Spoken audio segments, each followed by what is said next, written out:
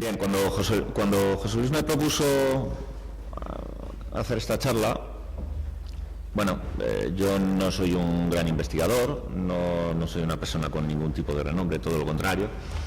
Por tanto, no consideraba que pudiera venir a enseñar nada que no me podéis enseñar vosotros a mí. De hecho, estoy seguro que a lo largo del día de hoy aprenderé yo bastante más de vuestras exposiciones que lo que podáis aprender vosotros de la mía.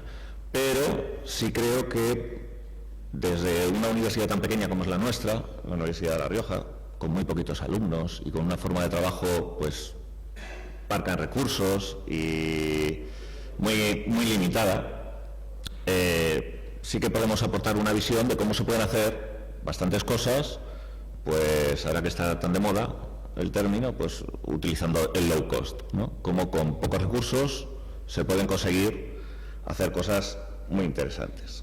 Por tanto, de alguna manera, voy a intentar exponeros quiénes somos, de dónde venimos, dónde están nuestros orígenes y hacia dónde caminamos. De alguna manera es un sinónimo de lo que nuestra universidad está haciendo en términos de uso de TICs en la educación superior.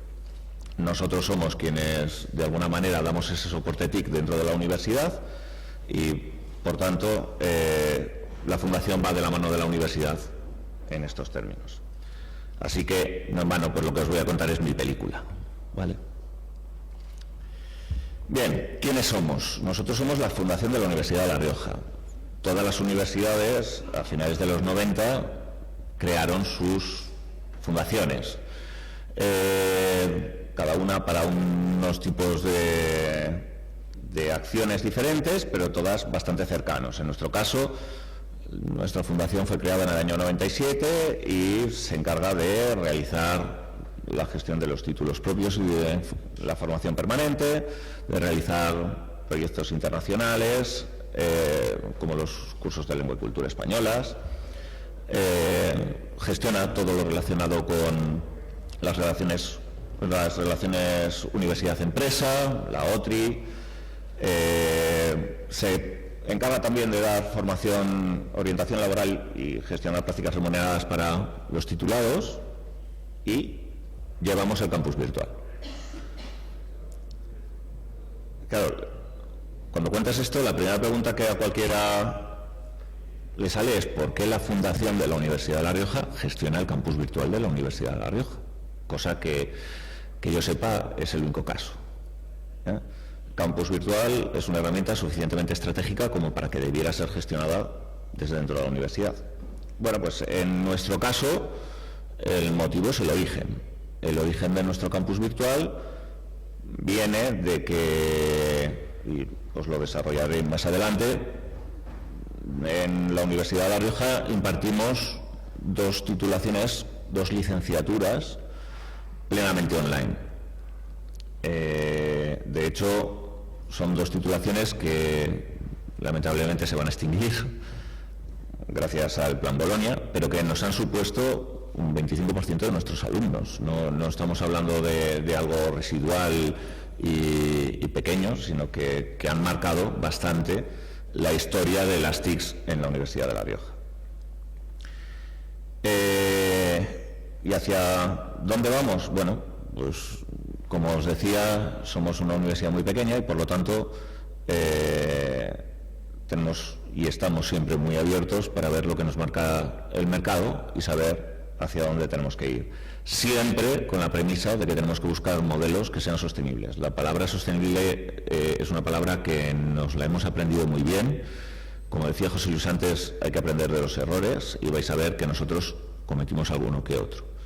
Por tanto, siempre que hablamos de cómo introducir las TICs a los profesores dentro de nuestra universidad, siempre hablaremos de sostenibilidad, porque si no, nunca podremos establecer proyectos a largo plazo.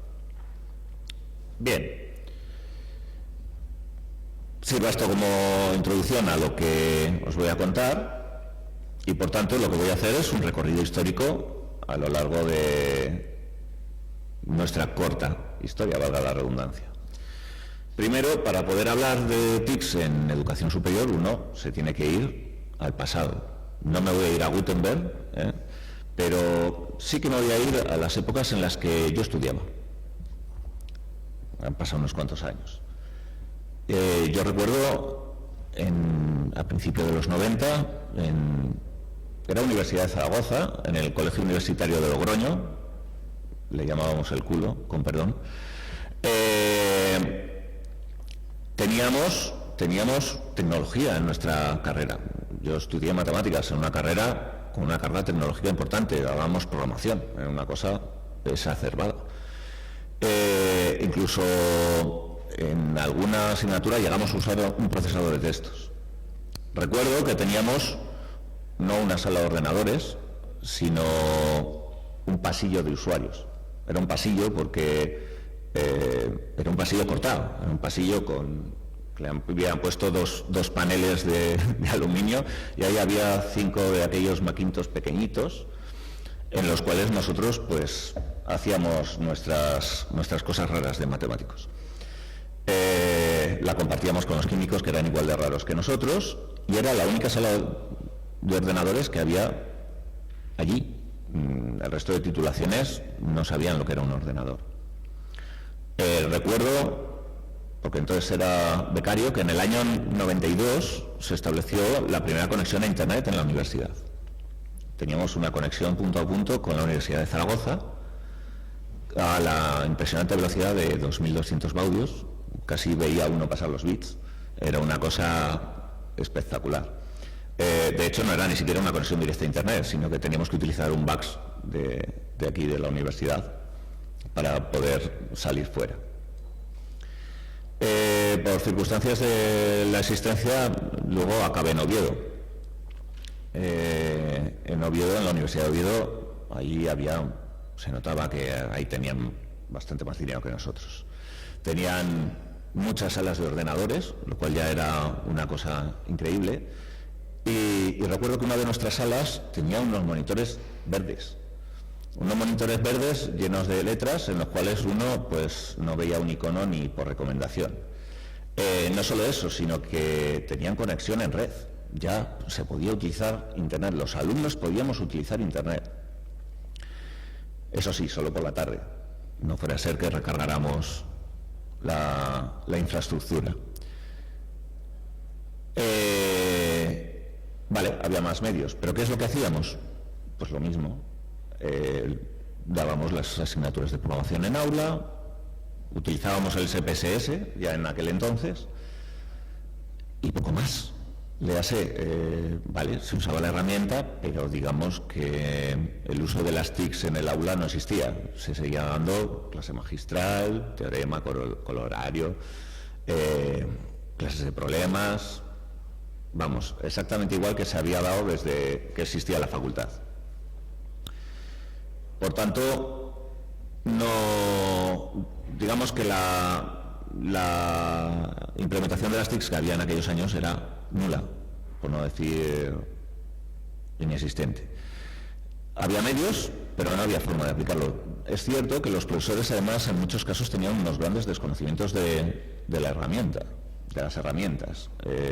Yo, siendo estudiante, me tocó ayudar bastante a bastantes de mis profesores a hacer tareas informáticas. Primero porque la propia universidad no podía dar un soporte a los profesores, eran herramientas incipientes. Es que los que lo hemos vivido sabemos de qué estamos hablando, ¿no? Pero a cualquier persona que no haya vivido esa evolución, que haya tenido una relación más cercana con las nuevas tecnologías, le cuentas estas cosas y te mira con cara de como si no estuviera loco, ¿no? Pues por un profesor le costaba mucho incluso saber cómo tenía que hacer un ordenador. Le habían comprado un ordenador, pero nadie le había enseñado a usarlo, ¿no? Por supuesto, mucho menos le habían enseñado cómo podía usarlo en sus clases. Bien, y aquí es donde inicia mi trilogía. Una nueva esperanza. En el caso concreto de la Universidad de La Rioja, un pequeño grupo de gente consigue implantar algo que en aquella época muchos consideraban que era una locura, que era una titulación, una licenciatura impartida 100% online en un campus público. De hecho, fue la primera licenciatura impartida en una universidad pública 100% online. En aquellas épocas, la única institución que había empezado a cometer una cosa así era la UOC. Pero el funcionamiento de la UOC no tiene nada que ver con nuestras universidades.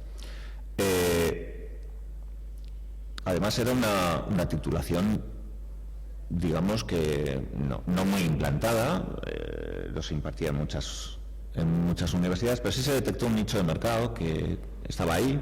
Había bastante interés, sobre todo por parte de la gente que salía de los conservatorios, en hacer esa titulación, porque era una salida para ellos válida para poder opositar a secundaria.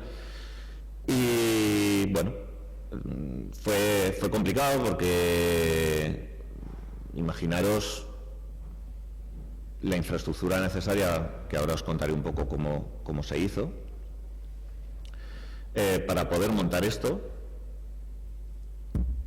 Y luego la propia falta de conocimientos por parte ya no solo del profesorado, sino también del alumnado. Ahora coger a un alumno y decirle en la sala de ordenadores, este es tu usuario y hazme una práctica en un programa X, pues no vamos a decir que lo hacen directamente, pero sí que a la segunda vez que se lo explicas lo cogen.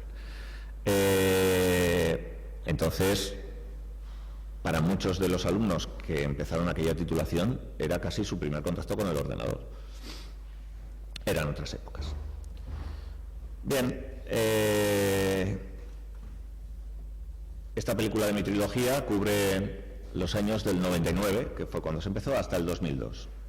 Los retos, bueno, están ahí, ¿no? Nadie hacía esto. Era una cosa completamente nueva, era un experimento que nadie sabía por dónde íbamos a acabar. Vale, implantamos una titulación, pero no sabemos si va a tener una calidad adecuada, si nuestros alumnos van a salir con una preparación suficiente comparados con la gente que seguía unas prácticas, o sea, una formación presencial. Una vez más, había una falta de recursos. La Universidad de La Rioja, insisto, somos pocos, muy majos, pero pocos. Y cuando hay poco, pues también hay poco dinero. Y luego había un problema de infraestructura tecnológica. Imaginaros, la conexión a Internet que había en aquel tiempo era a través de Infovía. Os lo pongo ahí, ¿alguien se acuerda de Infovía? Uno se pasaba más tiempo conectándose que conectado. Aquello se caía cada 2x3, la velocidad... Bueno, a mí cuando alguien me dice que su ADSL va lento, todavía me sigue generando cierto nivel de hilaridad, porque aquello no era lento, aquello iba a paso burra. Imaginaros escuchar una audición online a través de un módem de 33600. O sea, aquello era horrible. De hecho, pues los alumnos se armaban de paciencia, pero descargarse los materiales, sobre todo los alumnos de música, les era un auténtico dolor. He dicho que en el 99 se inició Historia y Ciencias de la Música. La otra titulación que se puso en marcha, que fue al año siguiente, en el 2000, fue Ciencias del Trabajo. Ciencias del Trabajo era una titulación que no requería técnicamente de tanta infraestructura. Pero en música, para que os hagáis una idea, en aquel entonces había una asignatura que era Informática Musical, que utilizaban MATLAB. Claro, estamos hablando de una enseñanza online. Lo que se planteó fue comprar licencias de MATLAB y mandarles la mochila a los alumnos. Os podéis imaginar el coste solo en licencias de MATLAB que teníamos.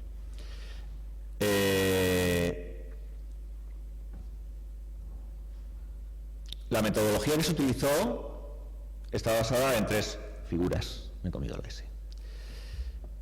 Existían los autores, que eran los que generaban los materiales. Los autores, la universidad hizo un esfuerzo importante y se buscó a gente de reconocido prestigio, no solo gente de la universidad, sino que se buscó fuera de la misma, para que crearan unos materiales para poner en las aulas.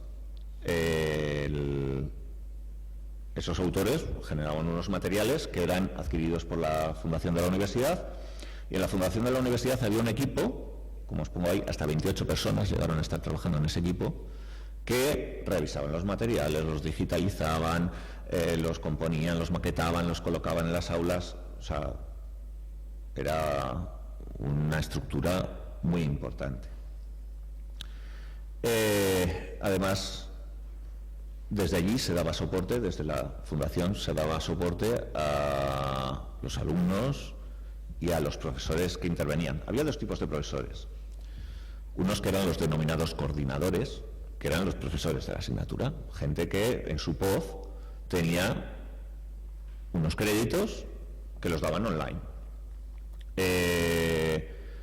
Fijaros, en aquella época solo la contabilización de los créditos era bastante complicada. ¿Cómo contabiliza uno un crédito online, ¿no? ¿Qué es una hora de trabajo? Una hora de clase es muy fácil. Yo doy una hora de clase, está medido. El modelo en el que se trabajaba era un modelo en el que se dejaban unos materiales muy buenos y luego el profesor realizaba actividades relacionadas con dichos materiales. Por lo tanto, ¿cómo se medía ese tiempo? Era francamente complicado. Lo que se decidió en aquel momento era medir esos créditos en función de los materiales que se depositaban. Las asignaturas tenían una carga de créditos, esa carga de créditos correspondía a X folios de apuntes, y esos X folios se maquetaban y se colgaban, ¿vale? Entonces, esa era un poco la medida. El coordinador, aparte de responsabilizarse de la parte general de la asignatura, se encargaba también de un grupo de alumnos.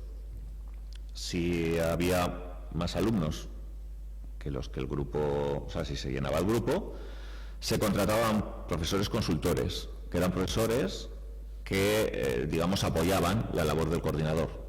Pero estos profesores eran contratados desde la Fundación. No eran profesores de la universidad. En algunos casos lo eran, pero vamos, no tenían vínculo con la universidad, sino que el vínculo lo tenían con la Fundación. Y su contratación era a petición del consultor. O sea, era el profesor el que de alguna forma elegía a sus colaboradores. Insisto, la Fundación, por lo demás, se encargaba de todo el proceso. El profesor solo traía sus materiales. Yo he visto materiales del Banco de Conocimiento que estaban en papel. No, ni siquiera en un Word, estaban en papel, y luego había gente que se molestaba en picar aquello, en revisarlo, en darle una pinta un poco decente y en colocar, ¿vale? Bien, a la vez, a partir del año 2001 se estableció lo que allí denominamos el modelo mixto. Era un modelo en el que realmente se establecía un proyecto para determinadas asignaturas, en el que se hacía blended learning y en el que el profesor se comprometía durante 3 años. Para mí ha sido una de las mejores cosas que hemos tenido allí.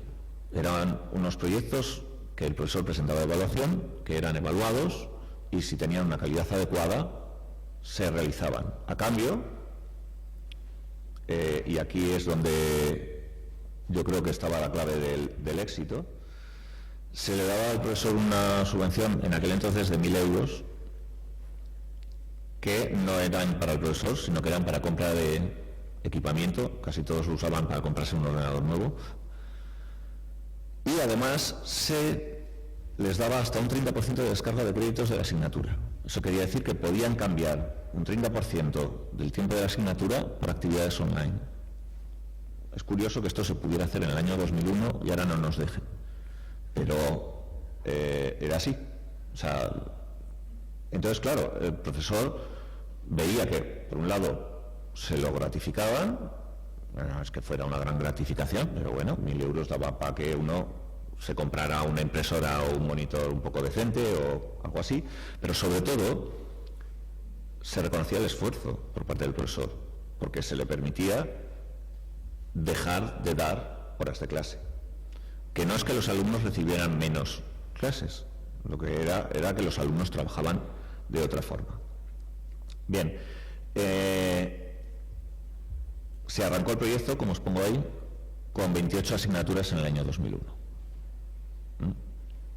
28 asignaturas pueden no parecer muchas, pero entonces en la universidad habría alrededor de 900. Insisto, somos una universidad pequeña, o sea, el porcentaje no era un porcentaje pequeño. Yo creo que tuvo muy buena acogida. En este caso, en el caso del modelo mixto, no se optó porque la Fundación diera un soporte pleno. Lo que se hizo fue formar a los profesores en el uso de la plataforma online, y eran ellos los que depositaban los materiales en sus aulas y se gestionaban las aulas. Lo que se hacía desde la Fundación era dar ese soporte al profesorado y, bueno, de alguna forma hacerles la consultoría, aconsejarles, enseñarles nuevas opciones y acompañarles, pero el trabajo lo hacía el profesor. Fin de la primera película y pasamos a la segunda.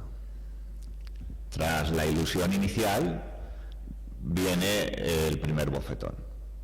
He dicho que había 28 personas trabajando en el área de multimedia de la Fundación. Eso es una barbaridad. No había recursos para pagar aquello y hubo que tomar decisiones drásticas. Ya no era una cuestión de que se estuviera de acuerdo o no, es que no hubo mucha otra forma de hacer el asunto. La realidad fue que tanto la compra de materiales como el equipo de soporte que hubo que montar fue un coste desmedido para dos titulaciones que en aquel entonces tendrían alrededor, entre las dos, de 300 alumnos. O sea, si para 300 alumnos tenemos, entre pitos y gaitas, 100 personas trabajando, pues igual nos sale más barato dejar de montar aquello y mandarlos a Oxford, ¿no? Por tanto, se decide que había que tomar alguna decisión drástica. Además, nos encontramos con un segundo problema, y nos lo encontramos sobre todo en la titulación de Ciencias del Trabajo. Ciencias del Trabajo es una titulación en la que hay una carga legislativa importante. Os podéis imaginar que los apuntes estaban llenos a referencias de leyes que en 4 años, pues muchas se quedaron viejas. Primer problema, un documento registrado con una autoría no se puede tocar. Como os he dicho, en muchos casos la universidad, precisamente para buscar unos buenos materiales, buscó autores que eran de fuera de la universidad, y ese fue el primer error. Fue el primer error porque para poder modificar esos documentos había que pedirles permiso al autor, que no es que el autor se negara, que es que en muchos casos era simplemente difícil contactar con el autor. Por tanto, nos encontramos a alumnos que se empiezan a quejar de que los materiales ya no son buenos y a profesores que dicen que ellos no pueden tocar aquello. Así se hizo, pues, una reforma que recuerda, bueno, pues la crisis inmobiliaria que sufrimos hoy en día, pero aplicado a las nuevas tecnologías de la formación, ¿no? Lo primero que hizo la universidad es, bueno, necesito más ingresos, quito el límite de plazas. Directamente se quitó el límite de plazas. En trabajo no, bueno, había una buena acogida de la titulación y entraba bastante gente, pero bueno, estamos hablando de 350 alumnos aproximadamente. En música todos los años se quedaba muchísima gente fuera. Era una titulación que estaba, el boca a boca nos estaba funcionando bastante bien y había muchísimas peticiones. Y se decidió abrir aquello. Eso sí, se decidió abrir aquello sin valorar qué significaba abrir aquello. Léase, permito que se matricule en una asignatura 500 alumnos, pero no le doy vuelta a saber cómo traslado eso a mi pueblo. Por lo tanto, ya podéis intuir que algún problema surgió. Lo segundo que se hizo fue revisar el modelo docente. Había una cosa que no sé si era buena o era mala, pero desde luego no quedaba muy bien. He dicho que cuando hacía falta un consultor, era el propio coordinador el que proponía la figura a contratar. Os podéis imaginar que aparecían mujeres, primos, hijos, vecinos, e incluso los propios profesores se contrataban como consultores los unos a los otros. Los alumnos no se quejaban, ¿vale? No percibimos que la calidad de la docencia fuera mala, pero evidentemente en cuanto a imagen no quedaba muy bien. Por tanto, desde el Vicerrectorado de Ordenación Académica en aquel momento se decidió que aquello tenía que terminar. Y lo que se decidió fue que los consultores fueran contratados por una comisión mixta, en la cual aparecía la Fundación, que no en vano era quien contrataba, aparecía el Vicerrectorado y aparecía el departamento que correspondiera. En función de la asignatura podía ser el departamento de música, el de economía y empresa o el de derecho, que eran los tres departamentos que entonces estaban implicados en las dos titulaciones. Bien, y en el caso de la fundación, mi empresa, la fundación llegó a tener 44 trabajadores en el año 2001. Aparte de esto, se hacían otras cosas. En el año 2002 nos quedamos 7. Concretamente, para el tema que nos ocupa, nos quedamos 2 personas. 2 personas para llevar el soporte de campus virtual y, como veréis, unas cuantas cosas más. Por tanto, podéis tener claro que tuvimos que hacer uso de muchísima imaginación para que esto pudiera seguir adelante. Bien, ¿cómo se puede seguir dando formación con una calidad mínima como una universidad requiere, pegando semejante tijeretazo? Bueno, yo creo que aquí hay 2 partes, ¿no? Primero, que lo que se había montado estaba desproporcionado, ¿vale? No hacían falta 28 personas para gestionar esto. Y en segundo lugar, que algo habíamos hecho bien. Y es que durante esos años se hizo un esfuerzo muy importante de formación del profesorado. Se formó al profesorado en la herramienta virtual. Se formó al profesorado en software, en aplicaciones para creación de materiales, en aplicaciones para diseño de imágenes, aplicaciones variadas que permitieran a los profesores ser lo más autónomos posible. Entonces, ¿qué es lo que se decidió? Que el profesor fuera lo más autónomo posible. Por tanto, pasamos de un modelo en el que al profesor se le daba todo hecho, el profesor le tocaba una asignatura, él entraba, revisaba un poco los materiales, a ver qué es lo que había, y cuando encontraba algo nos llamaba y nosotros lo cambiábamos. Bueno, pues le dimos la vuelta. A partir de ahí, el responsable de lo que había en el aula era el profesor. Si había que cambiar algo, lo tenía que hacer el profesor. Y nosotros lo que hacíamos, las 2 personas que estábamos, era dar soporte al profesor cuando no sabía hacer algo, ¿vale? Pero lo tenía que hacer el profesor.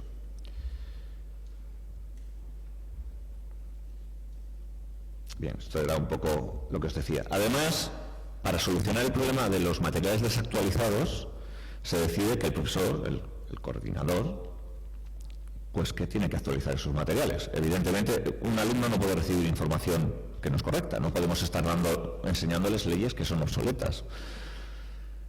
Y como no se pueden tocar los materiales, se le obliga a que lo haga a través de anexos. En mi pueblo esto se le llama hacer un parche. El resultado fue el que tenía que ser.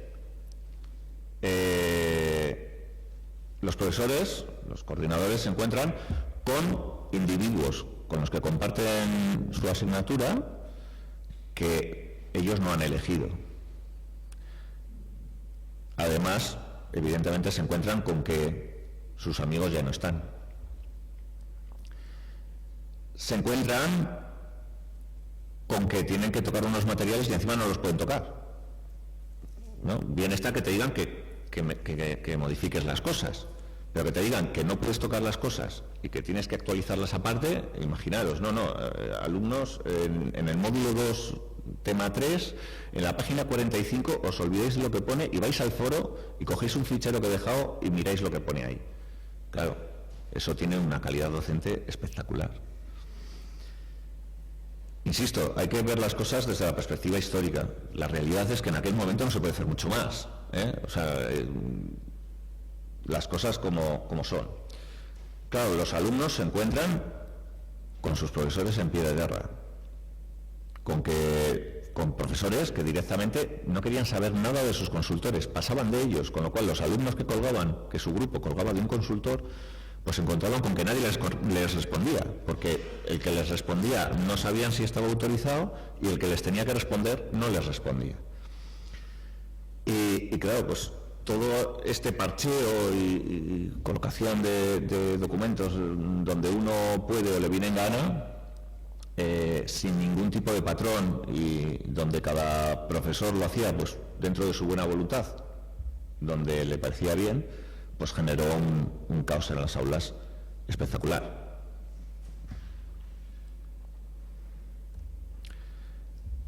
En el caso del modelo mixto, va por otro lado, porque claro, el modelo mixto, no tenía un coste, 1.000 euros que se daba a un profesor, no era un dinero elevado, además en alguna ocasión fue con colaboración del Santander.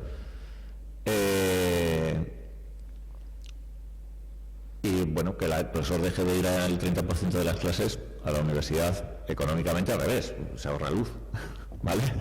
O sea que no era un problema.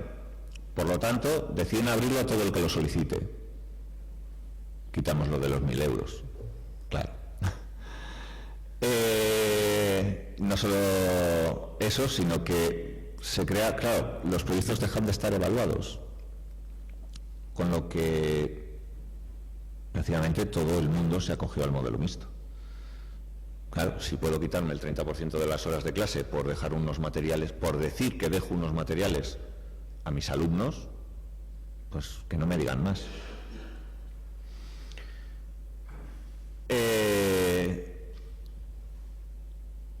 Habíamos dicho que en el inicio, en el 2001, había 28 asignaturas. Bien, en 2005 nos aparecen 205 asignaturas. Viene a ser una cuarta parte de las que se manejaban en aquel entonces. Lo bueno que tenía, claro, lo bueno que tuvo esto es, primero, que muchos profesores se animaron, dado que de alguna forma tenían que meter materiales al aula, a apuntarse a los planes de formación. Hubo muchos profesores que pasaron por nuestras manos en aquellas épocas, con lo que nos encontramos una base de profesorado bastante bien formada en este tipo de tecnologías. Y de alguna forma, los que empujaron para que el modelo siguiera siendo válido fueron los alumnos. Eran los propios alumnos los que demandaban, primero, que las cosas tuvieran cierto nivel de calidad y, segundo, que los profesores entraran. Yo recuerdo en aquellas épocas, en el año 2004, que te encontrabas con un profesor que te llamaba y te preguntaba: oye, que es que quiero colgar los materiales a mis alumnos en el aula para esto de la mixta esta que tenéis, pero que es que no quiero que se lo copien. Claro, la cara que se te quedaba ya era de un pasmo. A ver, si estás dejando un material para que lo vean, ¿cómo no lo van a copiar? ¿No? De hecho, yo siempre les repito lo mismo. Yo tuve un profesor en la asignatura de teoría de la computabilidad que nos decía: todo lo que se puede ver y oír se puede copiar. Y es un axioma que no he visto roto jamás. Y es así. O sea, será más fácil o más difícil, pero si se lo dejas a los alumnos, ten claro que tu material va a estar disponible para todos, incluso para quien no quieras. Hoy en día eso ya ha cambiado. Ya los profesores no nos preguntan si podemos hacer que los alumnos no puedan copiarse el material. Algunos todavía nos preguntan si podemos conseguir que su compañero de asignatura no los copie, pero también son los menos, ¿eh? Yo creo que en eso, poco a poco, vamos cambiando todos. Bien, y a partir del 2006 terminamos la trilogía con el retorno del Jedi. Claro que el modelo que se implantó duró un año. Fue un desastre. Fue un desastre entre comillas, porque bueno, pues la vida sigue, los alumnos siguieron y pasar lo que se dice pasar, no pasó nada. Pero bueno, era evidente que había que poner un poco de sensatez y de buenas prácticas que falta hacía. Y de alguna forma pasamos al modelo actual. En el modelo actual, lo primero que se decide es que eso de contratar personal externo para impartir docencia universitaria, mal, ¿no? Por tanto, que quien impartiera la docencia universitaria tenían que ser profesores universitarios. Y esa parte de la consultoría pasa a la universidad. Lo que se negocia con los departamentos implicados es aumentar, en el caso del online, los tamaños de los grupos, que pasan a ser de 100 alumnos, para poder ser desdoblados, y que solo cuentan los créditos docentes que son el primer grupo. Los demás se divide por 3, ¿vale? O sea, si la asignatura tenía 4 créditos y medio, y un profesor tenía un grupo de consultoría, o sea, un segundo grupo, en su POF solo aparecía crédito y medio. Se suponía que la tarea principal de examinar y demás, pues la tenía que hacer el profesor responsable de la misma. Los profesores lo aceptaron, entre otras cosas porque, aunque económicamente los años en los que la consultoría era más libre, pues no vamos a decir que les fue mal, pero evidentemente ellos, aquí no hubo un problema de yo quiero cobrar más dinero, aquí hubo un problema de que el modelo no era correcto y los profesores querían que el modelo fuera correcto. Y aquí por lo menos pues llegamos a un entente correcto y por tanto, insisto, no hubo mayor problema. En segundo lugar, el problema de la autoría se resolvió permitiendo a los profesores quitar los materiales. Hasta aquel entonces los profesores no tenían permiso para retirar los materiales. O sea, los materiales formaban parte de la asignatura. No podía decir un profesor que pasaba de esos materiales que estaban allí puestos. Bueno, pues lo que se hizo fue dejarles. Si usted tiene un material que es mejor que el que está puesto, póngalo. Aunque esté más feo, aunque sea, pero póngalo. Al final es lo que se hace en clase. En clase no les damos un libro a los alumnos. Les damos un material que está agregado, reciclado y revisado por parte del profesor, ¿no? Se pone un límite de plazas. Una cosa es que admitamos muchos y otra cosa muy diferente es que ancha es Castilla, ¿no? No, a las cosas hay que ponerle un límite. Se pone un límite de 400 alumnos. En la parte anterior se me había olvidado añadir que, por supuesto, aparte de que se permitieron más alumnos, lo primero que se hizo también fue cambiar el grado de experimentabilidad. Estas asignaturas en la Universidad de La Rioja, o estas titulaciones tienen grado de experimentabilidad máxima. Vamos, que había que recaudar.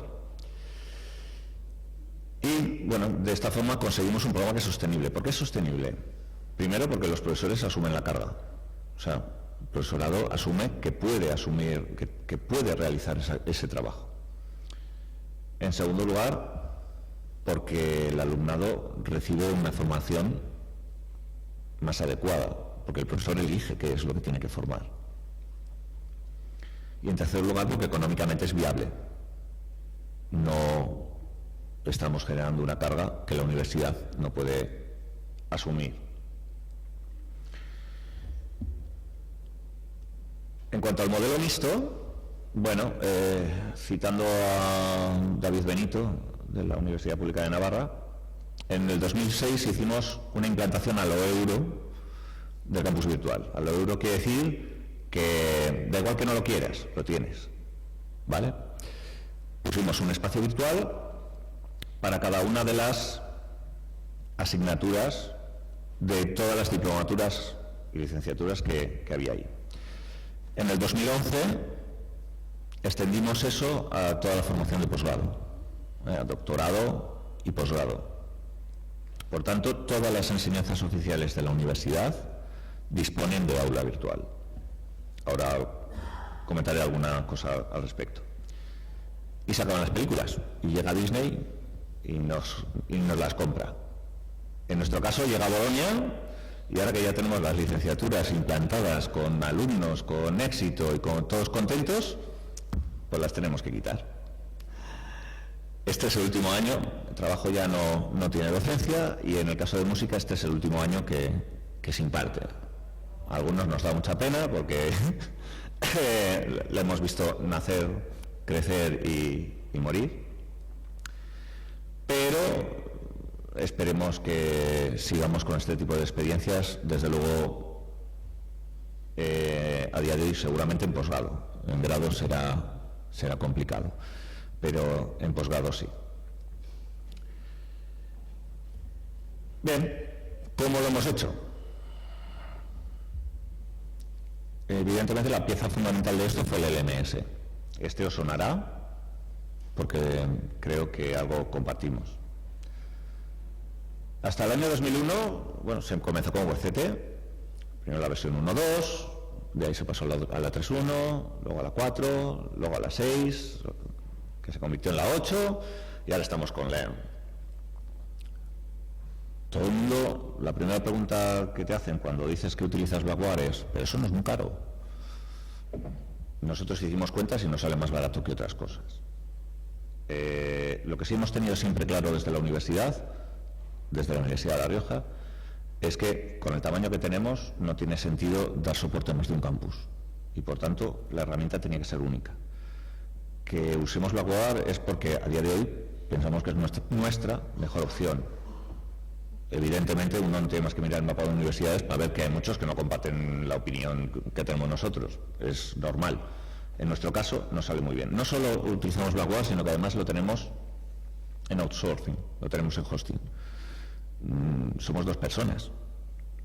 Yo no tengo ni un administrador de bases de datos, ni un administrador de aplicaciones, ni nos podemos permitir el lujo de aumentar nuestra plantilla, porque con ese coste lo tenemos alojado. El tenerlo alojado además nos permite que si el día de mañana consideramos que para nuestro uso es mucho mejor Moodle o es mucho mejor lo que sea, solo tenemos que cambiar de proveedor, no tenemos que cambiar nada, no tenemos que formar al personal técnico, evidentemente a los profesores sí.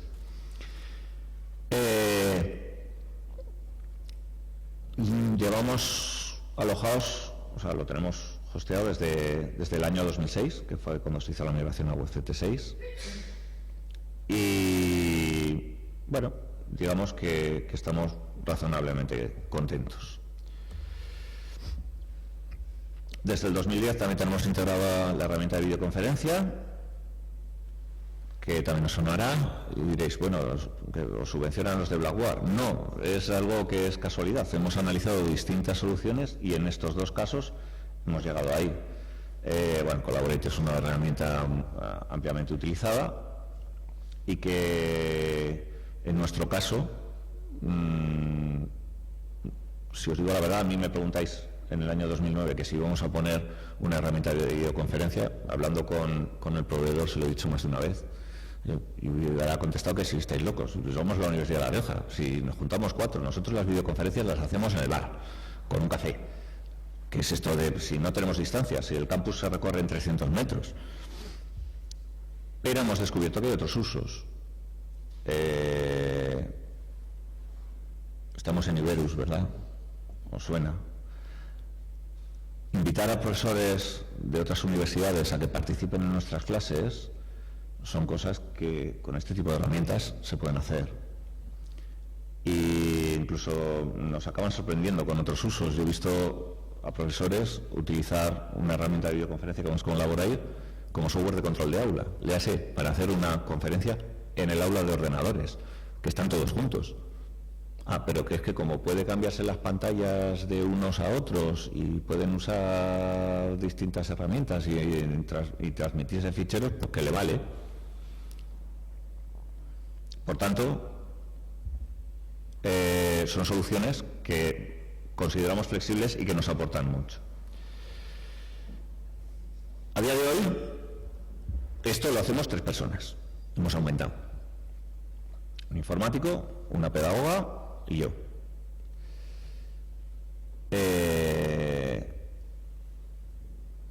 Y además, damos formación al profesorado. No solo formación en herramientas, sino en cualquier otra cosa que tenga que ver con el uso de TICs en educación. Incluso colaboramos en otros cursos. El año pasado, por ejemplo, en el curso de trabajo de fin de grado, se les dio formación a los profesores de cómo podían hacer uso de las herramientas que proporciona Blackboard para hacer el seguimiento de sus alumnos. Porque, por supuesto, el trabajo de fin de grado es una asignatura y también tiene su espacio virtual.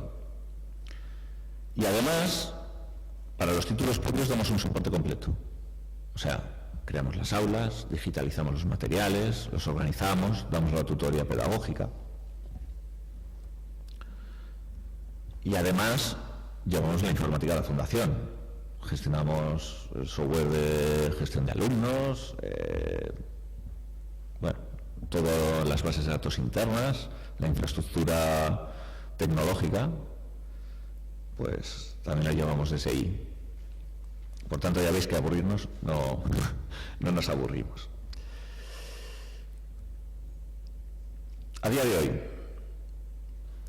hoy tenemos cosas muy buenas. Tenemos un profesorado muy formado. Llevamos, insisto, con UCT desde el año 99. Llevamos 14 años dando formación en la plataforma. La mayoría de nuestros profesores saben utilizar la plataforma y saben, me refiero a algo más que saber colgar un archivo. Otra cosa es que la usen, ¿vale? Pero sí que saben que es, de hecho, nuestra meta, qué es lo que se puede hacer o parte de lo que se puede hacer con la plataforma, ¿no? Yo creo que con el profesorado también tenemos que ir a una formación de competencias. No se trata de que aprendan a hacerlo, se trata de que sepan que se puede hacer. Luego, si les apetece hacerlo, siempre estaremos a su disposición y si no, pues harán como todos y buscarán en Google. Tenemos un nivel de personalización muy elevado. ¿Qué quiere decir nivel de personalización? Bueno, pues no solo damos aulas en el campus virtual, sino que además las damos como el profesor quiere. Y voy a poner un ejemplo. En la Facultad de Ciencias se imparte la doble titulación de Matemáticas e Informática. Por lo tanto, las asignaturas que se comparten, los profesores, hay muchos que no quieren separar a los alumnos, que los quieren tener juntos. Bueno, pues al profesor que pide tener a los alumnos juntos, se le juntan. Al que los quiere separados, se les separan. La Escuela de Ingeniería tiene las titulaciones de primero y segundo, las asignaturas son todas comunes.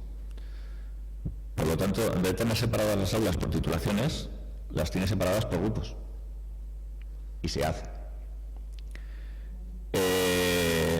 Tenemos alguna asignatura que empieza el curso el 1 de septiembre.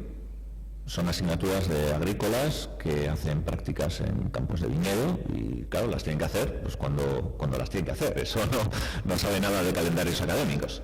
Pues se les hace. Nosotros damos de alta a los alumnos, damos de alta a los profesores. Nos encargamos de todo lo que tiene que ver con gestión. La idea es que el profesor gestione su aula, pero que se dedique a dar clase.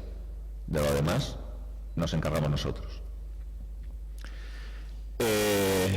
Esa gestión implica que nos tenemos que pegar con media universidad. Los que habéis estado en tareas de gestión sabéis lo que significa el POD. El POD no es solo doy 3 créditos, doy 6 créditos. No, el POD implica un montón de servicios dentro de la universidad. Yo, a día de hoy, y llevo desde el 2002 trabajando en la fundación, todos los años tengo el mismo problema. No consigo que nadie me dé un listado de las asignaturas en las que el alumno se puede matricular en mi universidad. Porque nadie lo tiene completo. Porque hay un cacho que depende de, porque luego los centros adscritos, porque las asignaturas que se extinguen, porque tenemos un puzzle que es complicado de armar, pero que como somos pequeños, podemos armarlo.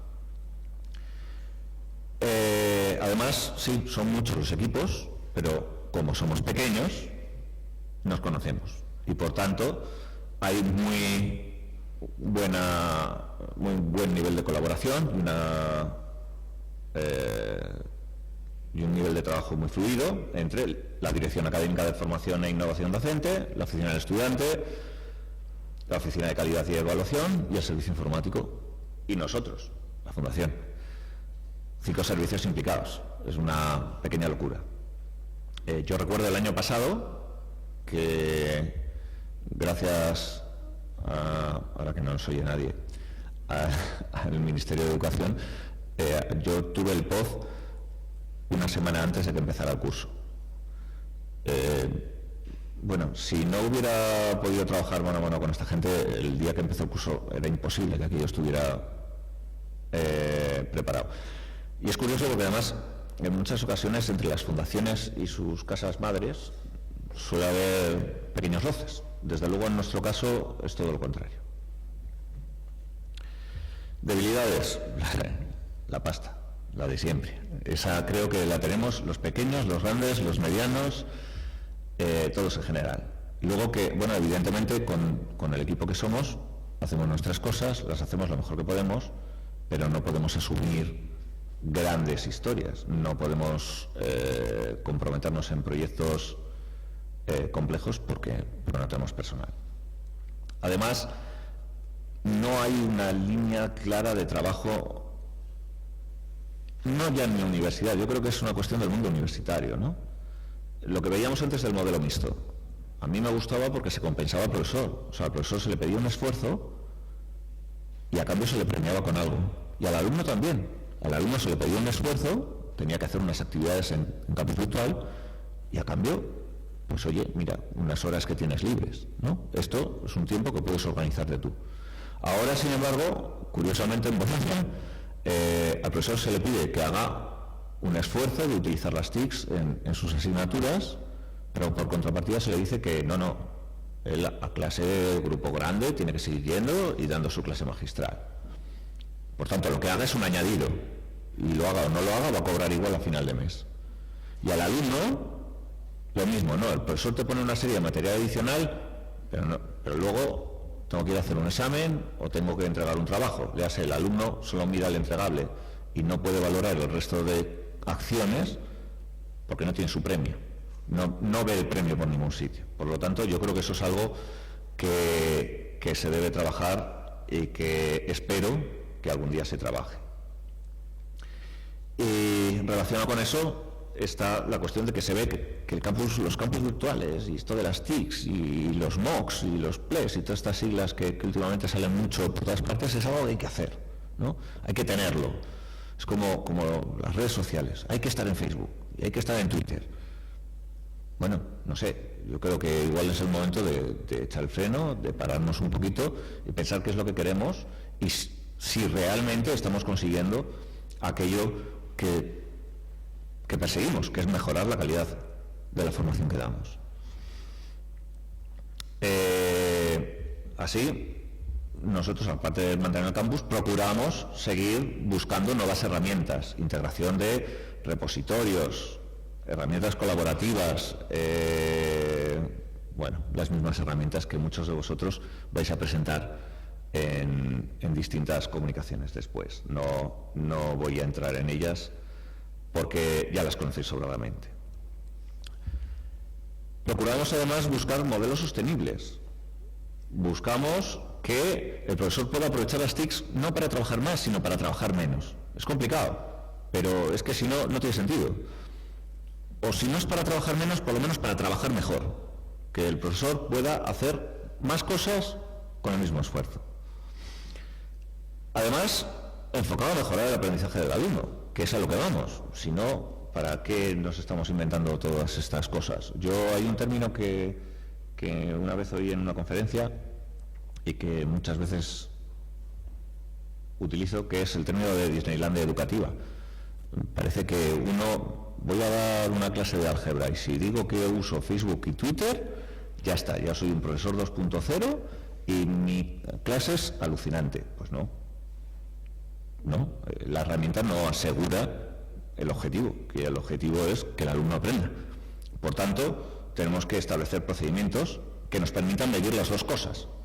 Medir si al profesor le estamos generando una mayor carga de trabajo y por lo tanto reconocérsela, y medir si al alumno le estamos mejorando su formación. Bien, cosas que estamos haciendo. Bueno, un grupo de profesores, y aquí volvemos a la bicefalia, ¿vale? A mí me tratan de raro en todas partes porque soy medio PAS, medio PDI y además soy doctorando, o sea, tengo las tres figuras. Entonces, bueno, tenemos un proyecto, que ahí tenéis la web, podéis verla si tenéis un rato, en el que estamos introducidos gente de todos los departamentos de la universidad y que queremos trabajar con Flipped Classroom. Queremos darle la vuelta a la tortilla y ver si nuestros alumnos son capaces de darnos clase. Esto daría para una charla yo solo, pero bueno, es una brizna para que veáis un poco en qué estamos trabajando. Además, esto lo estamos trabajando unido al aprendizaje ubicuo, al tema de tabletas, móviles, bajo una filosofía de Bring Your Own Device, no vinculado a una plataforma concreta, sino que los alumnos pues traigan lo que tengan, sea teléfono, tableta o similares. En mayo hicimos unas jornadas de movilidad en la cual tuvimos la oportunidad de contar con la presencia de José Luis y de Ana, y que esperamos repetir y que se convierta en un referente. Fue una experiencia muy aprovechada y que esperamos que tenga continuidad. Hace poco cerramos un curso de verano en el cual trabajamos precisamente con el tema de la movilidad y viendo ventajas y desventajas de los distintos entornos.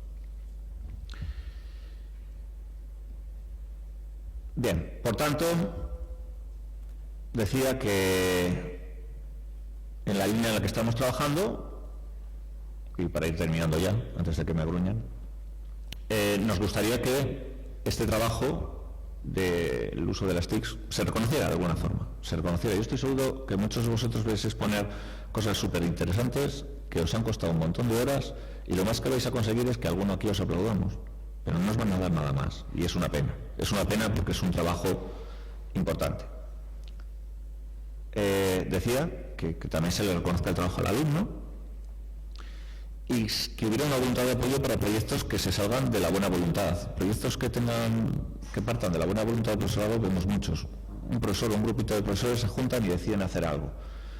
Pero hacer algo más complejo, que requiera de algo de inversión, que requiera de dinero, porque sea multidisciplinar y porque requiera soporte externo o por cuestiones similares, es imposible sacarlo adelante, o muy difícil. ¿Qué nos viene? Pues bueno, parte de estas preguntas que me he ido, parte de estas cuestiones que he ido comentando al final es lo que nos viene a implantar la Comisión Europea. Calidad, calidad y calidad.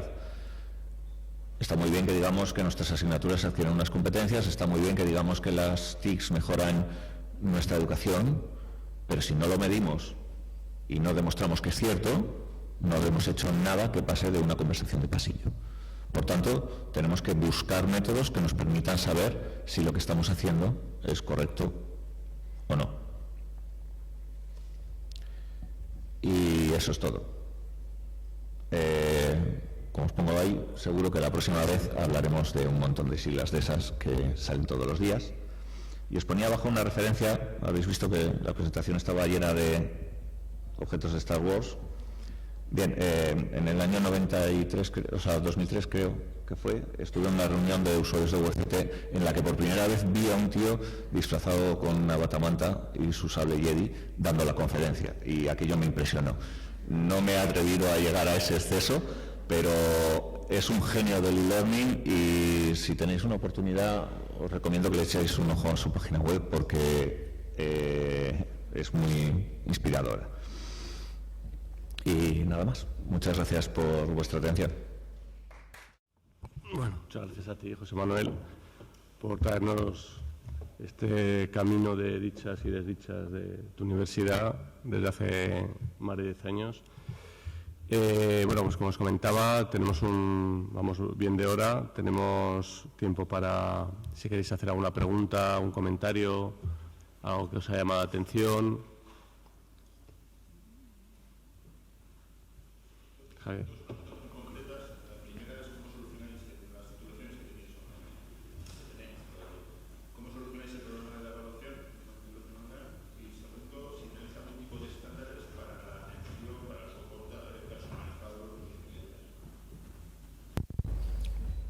Bien, rápido. El tema de evaluación, la evaluación de los alumnos vienen 2 veces al año a evaluarse a Logroño. En fin, no hay otra forma. Hemos mirado, hemos visto, porque entonces no lo había, pero a día de hoy sí que hay hardware que permite que el alumno se evalúe desde su casa, pero bueno, yo estuve viendo unas cosas que son así como una campana con una cámara de 360 grados y un sensor de movimiento que si se mueve algo alrededor del alumno lo enfoca y demás, pero yo todas esas cosas las veo todavía muy de Matrix y yo creo que el alumno al final se tiene que identificar y para eso hay que ir a algún sitio. En el caso concreto, la universidad no tiene recursos como pueda tener la UOC u otras universidades online para establecer convenios con distintos centros, y lo que hacíamos era obligarles a venir a Logroño. Para facilitarles la tarea, lo que se hace es concentrar los exámenes, de forma que en una semana tienen todos los exámenes, y se hacen 2 llamamientos. O sea, se hacen 2 veces los exámenes, de forma que los alumnos puedan elegir qué semana les viene mejor. El hecho de que estén concentrados los exámenes a ellos también les facilita. En muchos casos son titulaciones que son de segundo ciclo, por lo tanto muchos de los alumnos están trabajando. Y si tienes que andar pidiendo permiso en el trabajo y demás, pues te sale más rentable el que salgan así juntos. Y hasta ahora, la verdad sea dicha, de lo que más se han quejado los alumnos es de que, claro, como vienen todos a la vez y son muchos, tenemos problemas de espacios, y ha habido veces que hemos tenido que usar hasta salones de actos para que se examinen. Ahora ya están en extinción y por tanto la matrícula ha bajado, pero hemos llegado a tener 1.500 alumnos en esas 2 titulaciones. 1.500 alumnos cuando el total de la Universidad de La Rioja no llegaba a 6.000. Son muchos. Son muchos y no tenemos un edificio para ellos. Por tanto, eso ha sido un problema siempre. En cuanto a la atención al alumnado, eso se ha llevado desde la oficina del estudiante. Nosotros, claro, quedarnos 2, si encima te llaman los alumnos por teléfono, ya nos llaman los de posgrado, bueno, no haríamos otra cosa. Entonces, eso se lleva desde la oficina del estudiante. Nosotros lo que hacíamos era dar soporte a la oficina del estudiante. O sea, cuando la persona que recogía, el administrativo que cogía la incidencia no sabía resolverla, consultaba con nosotros directamente y nosotros le dábamos la solución, pero nosotros nunca hablábamos con el alumno. O sea, la respuesta del alumno siempre se la daba la misma persona. Era una forma de centralizar la petición, porque muchas veces, además, en el caso de los alumnos, las peticiones no es fácil distinguir cuándo es un problema técnico ni de quién depende. Porque cuando un alumno te dice no puedo entrar, lo primero que tienes que saber es si ha formalizado la matrícula. Lo segundo, si está intentando entrar a una asignatura que esté abierta. Hemos tenido un montón de casos de gente que llamaba porque no veía sus asignaturas que eran de segundo semestre. Claro, hasta febrero no las vas a ver, ¿no? Y todo este tipo de cosas, la verdad que la gente de la oficina del estudiante las filtraba muy bien. Les ha supuesto bastante carga de trabajo, pero lo llevaban entre 2.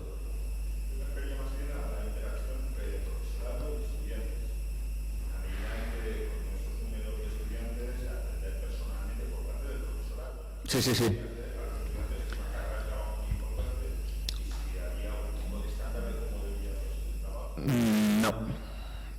No ha habido. De hecho, yo creo que se transmite directamente que lo que se ha ido dando es palos de ciego. Es que no había mucho en qué fijarse. Entonces, bueno, pues un poco se ha ido trabajando conforme a la buena voluntad del personal implicado.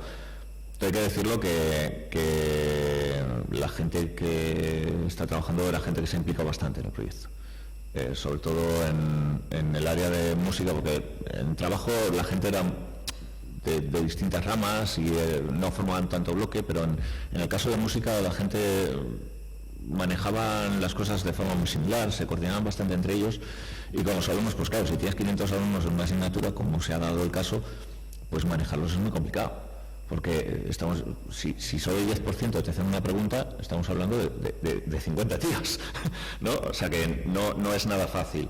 Evidentemente ha habido que hacerlo tirando mucho de herramientas asíncronas. No tiene sentido montar un chat o una videoconferencia con 500 alumnos, y a base de mucho trabajo por parte del profesorado, que la verdad que, o sea, tú hablas con ellos y te dicen que acababan, los que les tocaban estas asignaturas que eran más sensibles porque suspendía mucha gente, acababan muy saturados. Además, si te fijas en las cifras que he dado de la implicación en POZ, estamos hablando de que a lo mejor alguien, si tenía el grupo principal y 2 grupos de consultoría, tenía que estar trabajando contra 300 alumnos por 6 créditos. No, 6, 7 y medio. O sea, que no es una cosa que estuviera muy reforzada, pero el problema también es que la situación empujaba, es que no había muchas otras formas de hacerlo.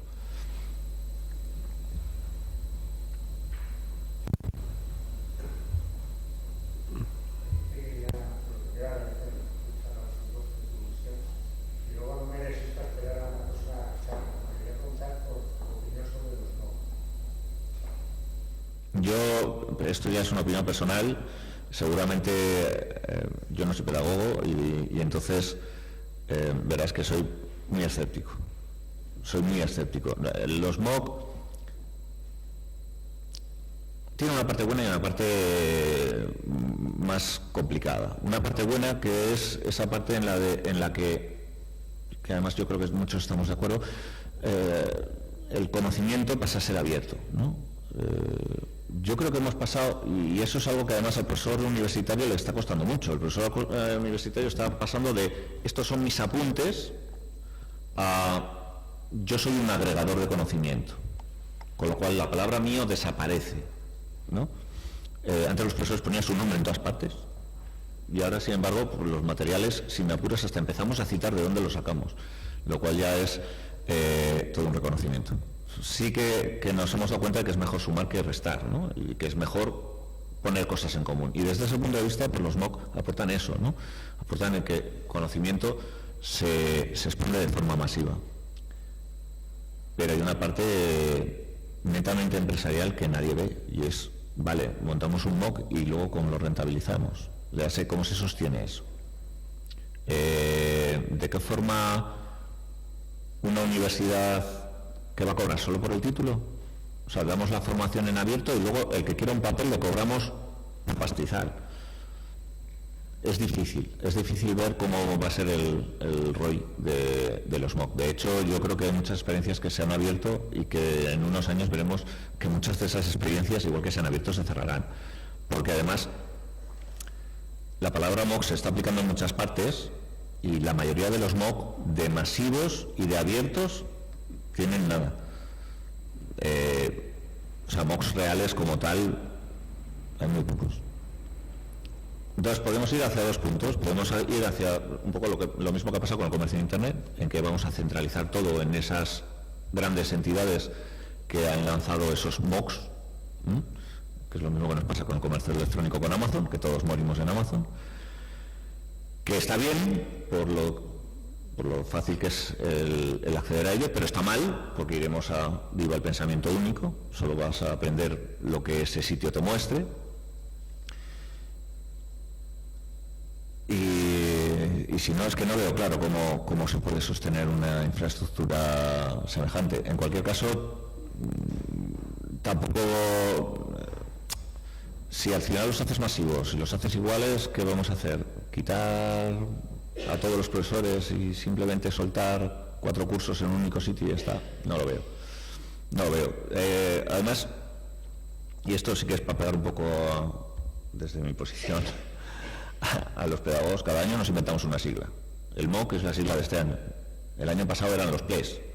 El anterior eran los LCMS. O sea, y al año que viene ya estamos hablando de Beyond y de otras cosas. O sea, parece que cada año hay que sacar una sigla y tirar con ella. Pero vamos, no es una moda pasajera, están ahí, ¿eh? Ya veremos a ver en qué queda.